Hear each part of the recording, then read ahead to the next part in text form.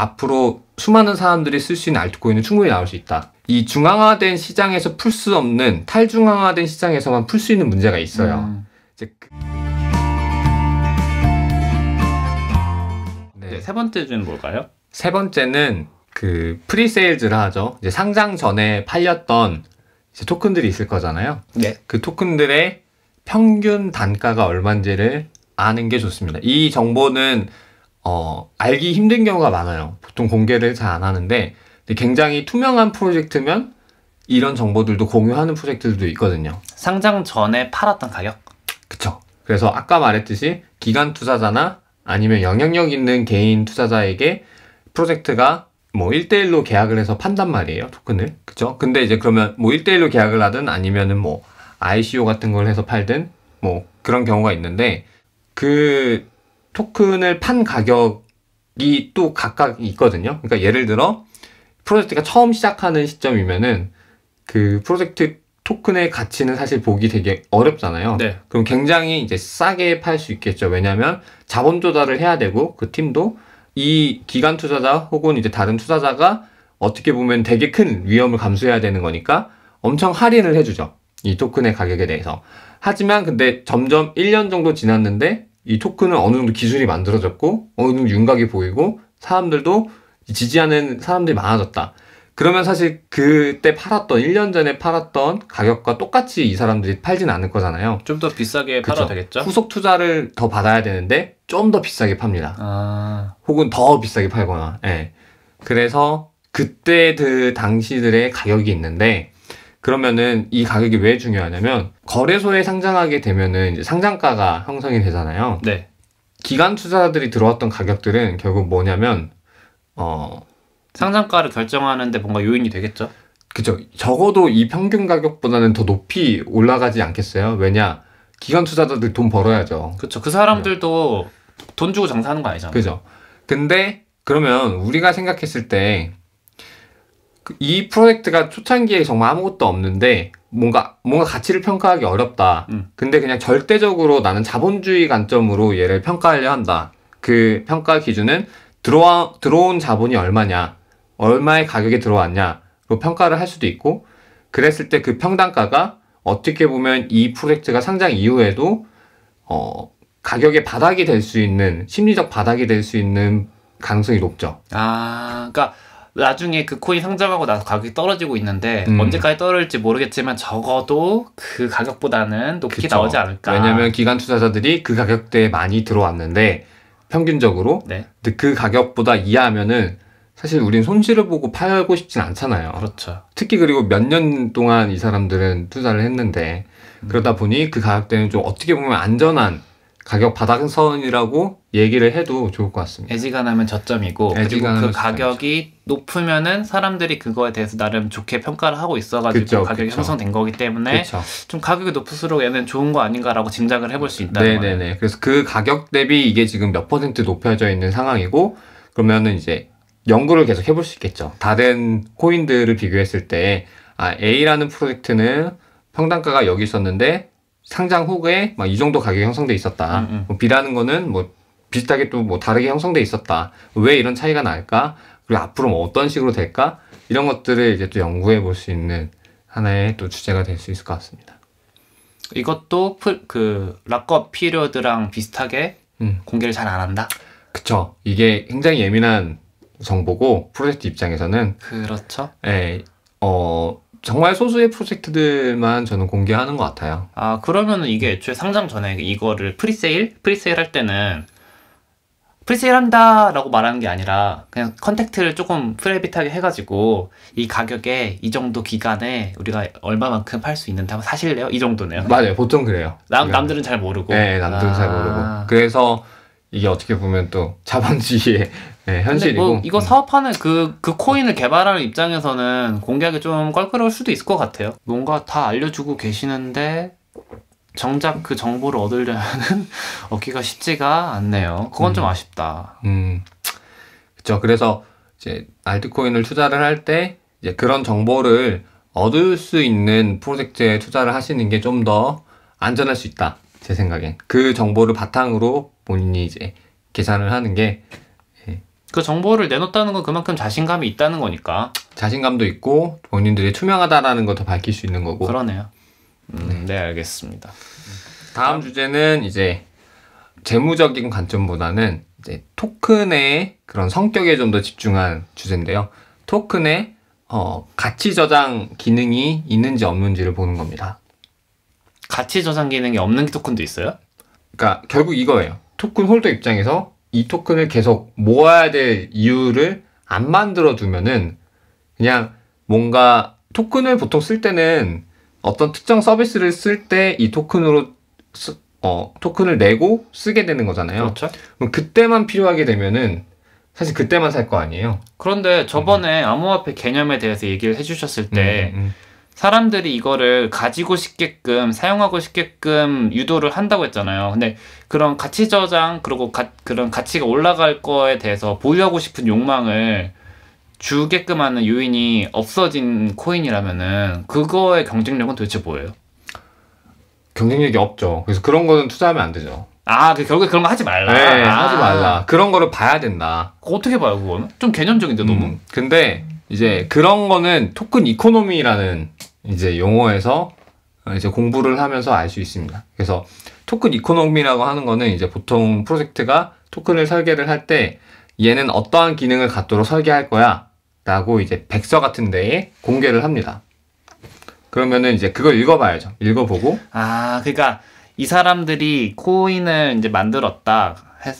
코인 만들 거다 했을 때 백서 같은 걸 만들 거고 소개하는 말들을 이제 쓸 그쵸. 텐데 거기 안에 딱 읽어보니까 얘네는 무슨 이걸 가지고 있을수록 이득이 되는 게 별로 없는 것 같고 그쵸. 그냥 뭐 아무것도 예를 들어서 거래 용도로만 쓸 수 있고 들고 있을 요인이 없는 것 같다 하면은 그쵸. 얘는 웬간하면 투자하지 않는 게 좋다. 그렇죠. 그런 거. 그러면은 반대로 그런 어떤 거를 봐야 되는지 한번 얘기를 좀 해주세요. 이게 좀 가치 저장의 수단으로서 사용자들이 이 코인을 가지고 싶게끔 만든 요인은 일반적으로 예를 들어 뭐가 있었을까 지금까지? 이제 바이낸스 BNB 토큰이 하나의 큰 예시가 될 수 있는데요. 네. 이 토큰을 이제 홀딩을 하면은 그러니까 어느 정도 홀딩을 하냐에 따라 제가 바이낸스에서 보통 암호화폐 거래를 많이 하거든요. 네. 그러면 그 거래할 때 수수료가 발생하잖아요. 그렇죠. 그럼 그 거래 수수료를 할인을 해줘요. 만약에 바이낸스가 트레이더가 점점 더 많아지고 그 트레이더들이 점점점 이 바이낸스 토큰을 홀딩을 많이 한다고 생각을 해봐요. 스테이킹을. 그럼 좋은 거네. 그러면 계속 그 시장에서 유통되는 물량이 없을 거잖아요. 점점. 네. 그죠? 그러면 유통되는 물량이 줄수록 거래에 대한 희소성은 커지죠.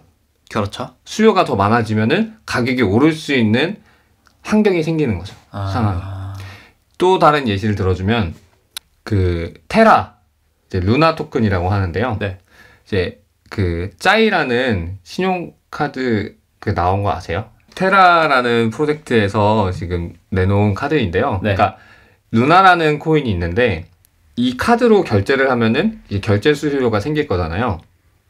결제 그렇죠? 수수료가 네. 발생하겠죠. 네. 근데 그 결제 수수료의 일정 부분을 루나를 이제 스테이킹하고 있는 홀더들에게 그 가치가 돌아가게끔 설계를 해놨습니다.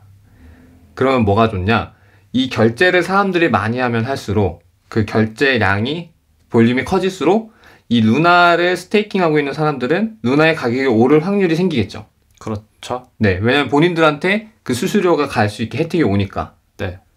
그러면은 이 사람들은 이 토큰은 가치 저장의 수단이 존재하는구나 라고 볼 수 있는 거죠. 그러면 진짜 방식이 다양할 수 있겠다. 다양하죠. 그래서 토큰별로 어마어마하게 다 방식이 달라요. 그래서 일반 주식과는 다르게 이건 완전 새롭게 공부해야 되는 면들도 그러네. 많아요. 그리고 그런 저희가 주식에서의 그런 가치 평가 수단들이 많이 있었는데 여기서는 전혀 새로운 수단을 다 써야 되는 순간들이 옵니다. 그리고 하나의 토큰이 하나의 기능만 갖고 있는 게 아니라 여러 가지 기능을 가질 수 있습니다. 아까 같이 BNB 바이낸스 토큰은 이제 홀딩을 하면은 트레이더에게 거래 수수료를 감면해 주는 거 추가로 이제 이 BNB 토큰을 갖고 바이낸스에서만 상장하는 그런 신규 토큰이 있을 수 있어요. 신규 토큰 상장되면은 이제 사람들이 되게 과열돼서 저거 사면 가격 많이 오를 거야 해서 투자하고 싶은 사람 많잖아요. 네. 근데 그 투자를 BNB 토큰으로만 할 수 있게 하는 거예요. 아, 못됐다. 못됐어. 그러면은 가지고 싶어 하겠지, 그러면. 그죠. 그렇게 좋은 프로젝트들이 많이 런칭될수록 그 거래소에 그 토큰들이 그 당시에 가격이 또 많이 올라요. 순간순간. 그런 식으로 또 설계하는 거죠. 근데 살짝 이거 들어보니까 그 느낌하고 좀 비슷하다. 그 카카오페이나 네이버페이나 토스 코인 뭐 이런 거 들어보면은 걔네들도 뭔가 자기네 페이를 들고 있으면은 더 혜택을 많이 주고 뭐 이자도 주고 이런 식인데 얘네들 암호화폐는 아닌데 나중에 암호화폐가 될 수도 있겠다 이런 식으로 가지고 있게끔 뭔가 하는 요인들이 그쵸. 되게 지금부터 있어요. 실제로 지금 뭐 네이버는 아니지만 라인은 이제 링크 토큰을 만들었죠. 있죠, 예. 카카오는 아니지만 이제 클레이튼 만들었죠, 거기서. 그래서 거기서도 토큰을 만들었죠. 그러니까 뭔가 길게 보고 있는 거네. 그죠. 예. 다 이제 디지털 시장에서 암호화폐의 그런 가치 혹은 이제 앞으로의 얼마나 활발하게 쓰일지를 저는 낙관적으로 보고 있다고 생각합니다. 그런 기업들도 다 하나하나 참여하고 있으니까 실제로 그런 전략들을 쓰고 있네요. 가지고 싶게 하는. 그쵸.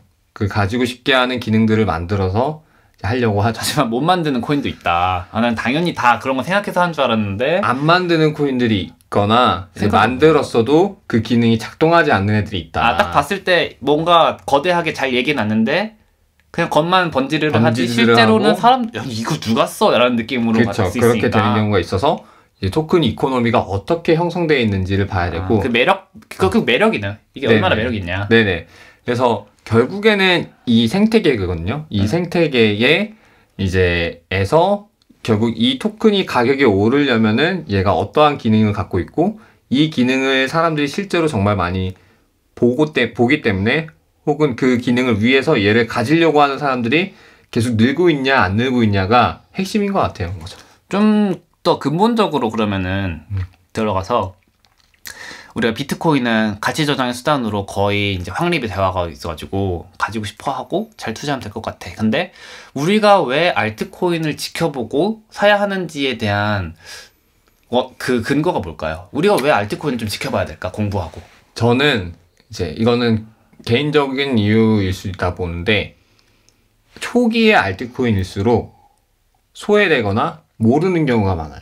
망할 수도 있고. 망할 수 있는 위험이 크고 네. 하지만 초기일수록 10배, 100배, 1000배 갈 수 있는 토큰이 나올 수 있는 거죠. 그러니까 이게 이제 리스크 프로파일에 따라 다른 것 같아요. 보통 그러면 이 자본시장 내에서도 주식에서도 VC, 완전 초창기의 창업자들에게 투자하는 VC들이 있고 이 실제 이제 기업의 규모를 어느 정도 키워서 거래소에서 요구하는 규모를 갖춘 기업에만 투자하는 곳들이 있잖아요. 네.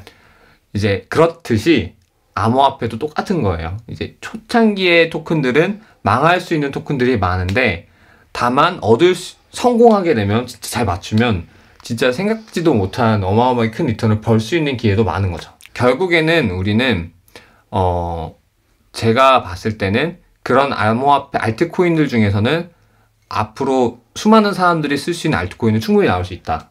저는 그렇게 생각합니다. 왜냐하면 암호화폐는 아직 굉장히 초기 시장이고 아직 블록체인은 초창기 기술이고 이 블록체인은 계속 개발되고 있고 유능한 인재들이 뛰어들고 있기 때문에 그리고 이 중앙화된 시장에서 풀 수 없는 탈중앙화된 시장에서만 풀 수 있는 문제가 있어요.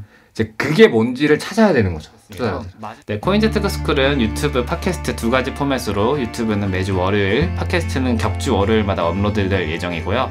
내용 들으면서 궁금하셨던 질문 같은 거는 댓글로 남겨주시면 저희가 방송마다 답변해드리는 시간 가지도록 하겠습니다.